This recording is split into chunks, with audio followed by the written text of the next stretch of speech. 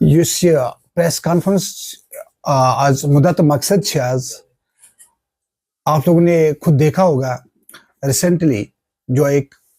Honourable high court of Jammu and Kashmir उन्होंने एक ऐसा डिसीजन दे दिया रिगार्डिंग वेरिफिकेशन प्रोसेस के लिए। मैं अपने लीडर अपने प्रेसिडेंट सजाद गनी लोन साहब का लोलाब की तरफ से कुपवारा की तरफ से और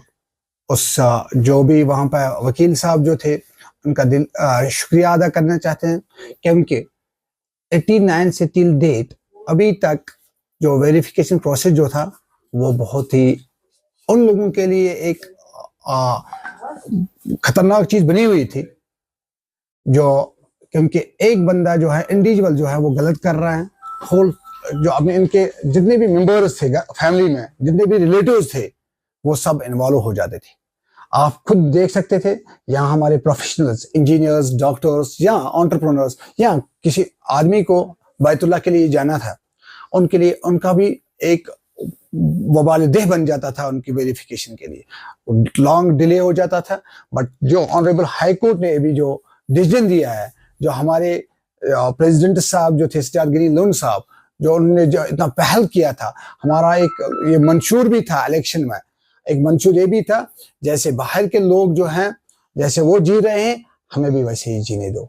जो फंडामेंटल राइट्स जो होता है हमारा आर्टिकल 21 जो है वो जिस तरह उनको बाहर जाने के लिए किसी भी कंट्री में जाने के लिए वेरिफिकेशन जो है वो स्ट्रीमलाइट होती थी, तो हमें भी यही चाहे जो अभी डिसीजन आया ऑनरेबल हाई कोर्ट का वो लागू हो जाए और जितने भी हमारे वो लोग जो हैं जो बैतुल्लाह के लिए जाना चाहते हैं या जो फॉरेन कंट्रीज में जॉब करने के लिए जाना चाहते हैं उनका वेरिफिकेशन जल्द से जल्द हो जाए और कोई उनका रुकावट न बन जाए। और दूसरी इंपॉर्टेंट चीज जो है हमने जो देखा है यहाँ पर it's very important for everybody. आपने देखा होगा यहाँ पे 2010 से और 2016 में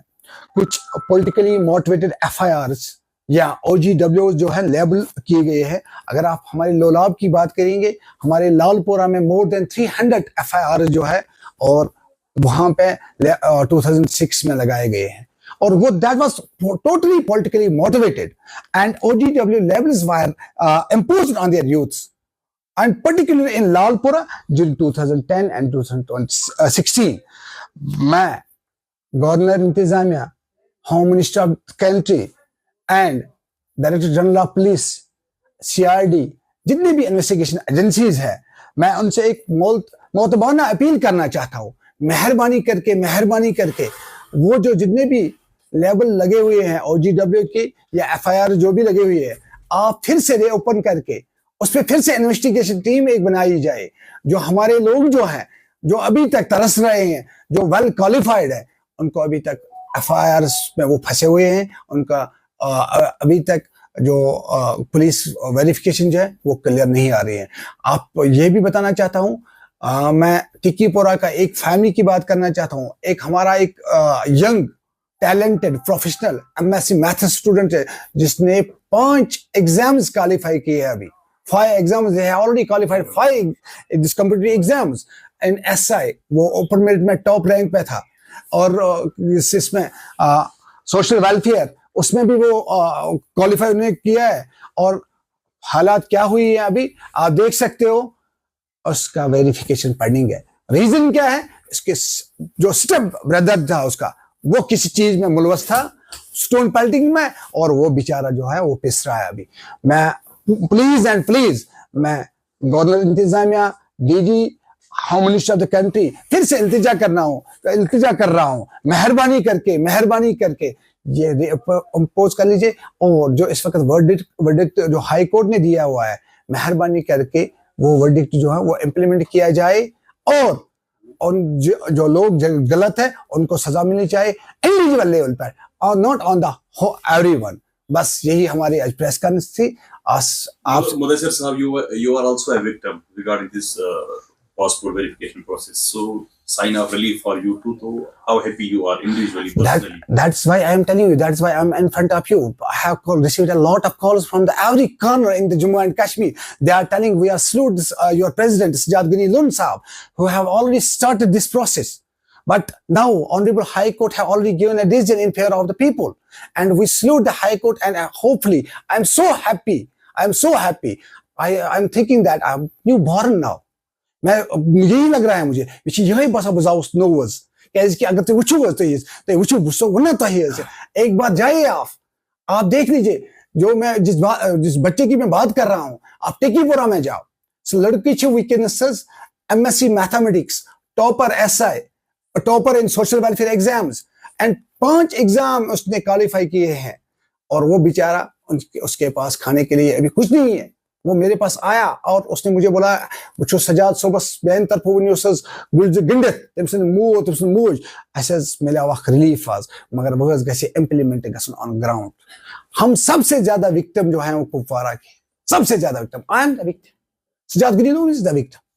जिसने लगाया 89 से अभी तक वो तो बस उन्होंने तो हर वक्त कुर्सियों पे वो ऐश कर रहे हैं दैट उन्होंने करवाया सब कुछ ये चीज and we are the victims but victim उसका ही विक्टिम को भी जो जब विक्टिम कोई बंदा होता है उसी को उसकी कदर होती है इसीलिए हमारा एक जो जब पार्लियामेंट इलेक्शन था या असेंबली इलेक्शन था हमारा मोटो ये भी हमारा एक मैनिफेस्टो में यही था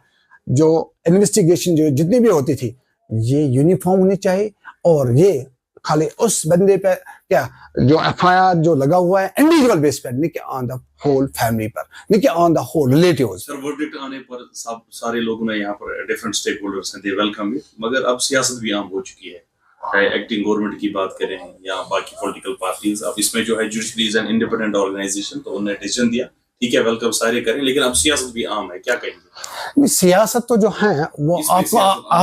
आप देख सकते हो जब हमने पार्लियामेंट इलेक्शन लड़ा था फिर असेंबली इलेक्शन हमारा मैनिफेस्टो ये था और हमारी पार्टी जो प्रेसिडेंट था उन्होंने खुद ये केस फाइल किया हुआ है आप खुद देख सकते हो that still in the court क्या और किसी पॉलिटिकल पार्टी ने अभी तक कोई ये नहीं किया था किसी ने फाइल नहीं किया था किसी कोर्ट में वो नहीं गए है तो वो करे वो तो करते आ रहे हैं आप खुद देख रहे हो वो खाली इन चीजों पे नहीं हर चीज पे कर रहे हैं मगर अगर आप देखो जो पनिशमेंट जो हमें 89 से अभी तक मिला हुआ है वो आज हमें कुछ रिलीफ मिला है थ्रू ऑनरेबल हाई कोर्ट और थ्रू हमारे प्रेसिडेंट जो हमारा लीडर जो हमारा कायद जो जिस तरह उसने आगे की बात रखी है ऑनरेबल हाई कोर्ट के सामने